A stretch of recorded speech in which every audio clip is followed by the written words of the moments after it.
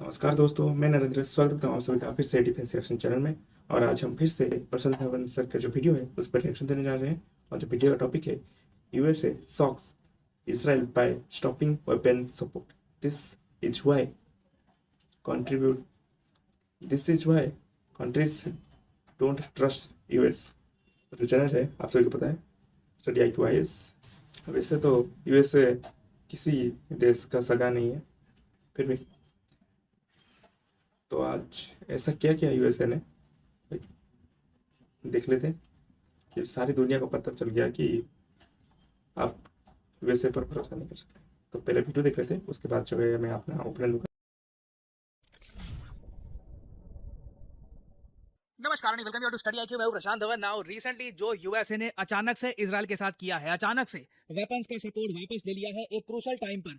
इससे इंडिया के लिए एक बहुत ही इंपॉर्टेंट लेसन सामने आता है, नेवर ट्रस्ट यूएस। और आप देखोगे बहुत सारे इंडियन सोशल मीडिया पे कमेंट सेक्शन में काफी बार ये लाइन लिखते हैं, और कुछ सेल्फ प्रोक्लेम्ड इंटेलेक्चुअल्स नीचे लिखते हैं, ओ क्रिंज कमेंट, ये मत कहो कि नेवर ट्रस्ट यूएस। हम ये कैसे कह सकते हैं कि यूएसए का भरोसा मत करो। इंटरेस्टिंगली मैं आपको एक बात बताता हूँ, ये जो लाइन है ना, नेवर ट्रस्ट यूएस, ये अमेरिकन ने ही दुनिया भर में फेमस कराई है। आपने हेनरी किसिंजर का नाम सुना होगा। एक टाइम पर रिचर्ड निक्सन के अंडर यूएसए के सेक्रेटरी ऑफ स्टेट थे, मतलब आप कह लीजिए उनके विदेश मंत्री थे, और परहैप्स आप कह सकते हैं यूएसए की हिस्ट्री के सबसे बड़े जियोपॉलिटिकल थिंकर।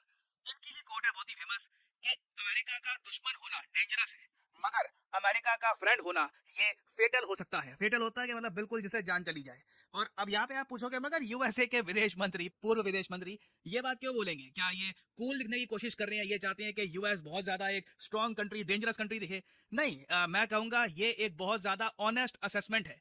क्योंकि रिसेंटली जिस तरीके से बाइडन ने अचानक से ये कह दिया कि यूएस अब हथियार सप्लाई नहीं करेगा इजराइल को, एक ऐसे टाइम में जब इजराइल पर कॉन्स्टेंटली एक खतरा बना हुआ है ईरान के अटैक का, हिजबुल्लाह के अटैक का, पॉसिबिलिटी है कि इवन इजिप्ट भी इजराइल के अगेंस्ट एक्शन ले सकता है, क्योंकि बहुत सारे जो रेफ्यूजीज हैं गाजा के, ये इजिप्ट की आबादी बढ़ा रहे हैं। ऐसे टाइम में बाइडन ने कहा है US won't supply weapons for Israel to attack रफा।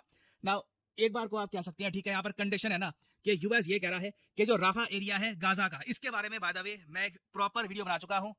यहाँ पे आप देख पाओगे Israeli flags raised in Rafah. मैंने आपको समझाया था इस वीडियो में कि राफा बेसिकली ये आपके सामने गाजा पट्टी है, ये नीचे यहाँ पर इजराइल है। गाजा पट्टी का बिल्कुल जो साउथ का एरिया है ना, ये वाला पार्ट यहाँ पे है राफा। इसकी जो बॉर्डर है ये तो इजराइल ने सील कर दी है, इस पर कब्जा कर लिया है। अब पॉसिबिलिटी है कि जो यहाँ पर कैंप्स हैं, जो यहाँ पर सिविलियन पॉपुलेशन है, उन पर इजराइल अटैक कर सकता है हमास को प्रॉपर्ली डिस्ट्रॉय करने के लिए। तो बाइडन ने यह कह दिया है कि अगर इजराइल एक बड़ा अटैक लॉन्च करता है इनसाइड राफा, तो उस केस में यूएस जो भी आर्टिलरी है, बॉम्ब्स हैं वगैरह, ये सब सेंड करना बंद कर देगा इजराइल को। और इजराइल इस स्टेटमेंट को लेकर काफी हद तक शॉक्ड है। नेतन्याहू का एक बहुत ही इमोशनल स्पीच सामने आया है, मैं आपको दिखाऊंगा अभी। 1 मिनट का उसका जो पार्ट है काफी वायरल हुआ है।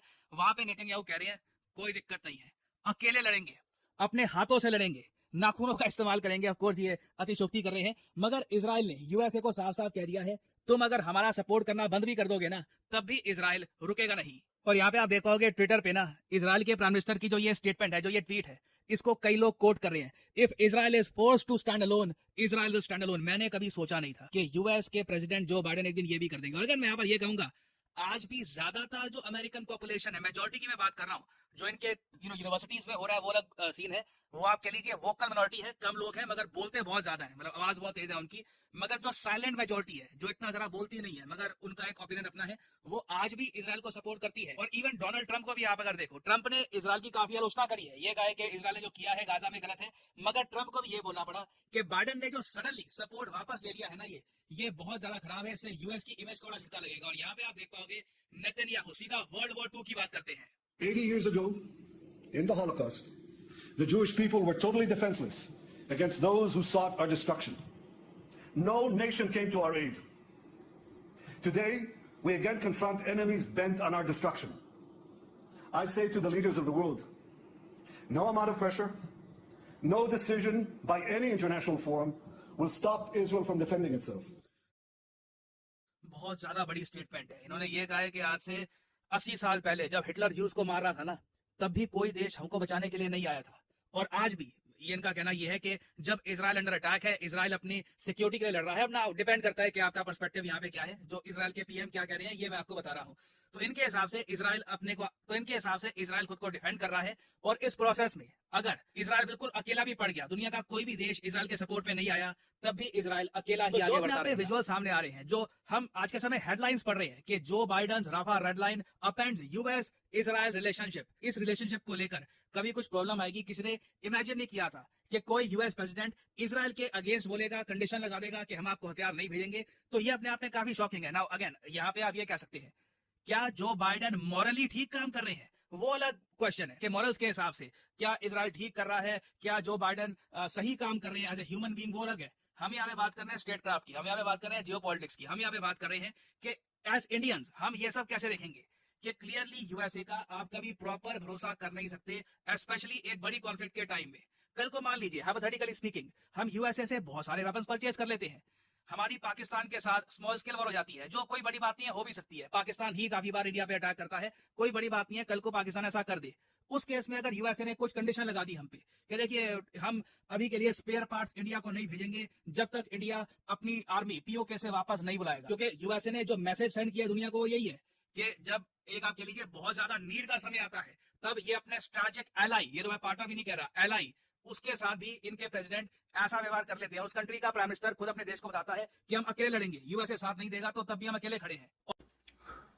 तो दोस्तों वीडियो जो हो चुकी खत्म, और जैसे कि प्रसन्न धवन सर ने कहा कि किस तरह से यूएसए किस तरह से इसराइल को धमकी दे रहा है कि हम आपको वेपन्स प्रोवाइड नहीं करेंगे, जबकि उस पर मल्टीपल अटैक से खतरा है। उसके बावजूद तो जैसा कि हम सबको पता है कि यूएसए के ऊपर कभी भी ट्रस्ट नहीं करना चाहिए, क्योंकि ये कभी भी, ये दोगला कंट्री कभी भी अपना स्टांस बदल सकता है। तो हमेशा ही मतलब ऐसा रहना चाहिए कि जिस तरह से आप यूएसए के ना दोस्त है और ना ही दुश्मन, क्योंकि यूएसए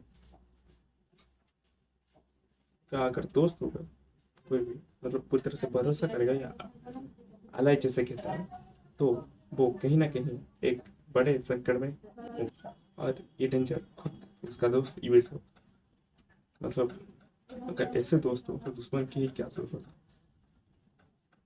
है ना।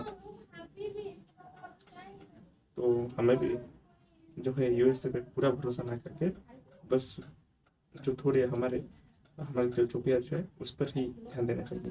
देखते हैं इजराइल और हमास की वॉर में क्या होता है आगे, कहाँ तक ये वॉर जाती है ना, क्योंकि इजराइल ने तो पूरा का पूरा कब्जा लिया है, बस थोड़ा सा बीच में बचा हुआ है। देखते हैं आगे क्या होता है। जब तक के लिए नमस्कार, जय हिंद, जय भारत।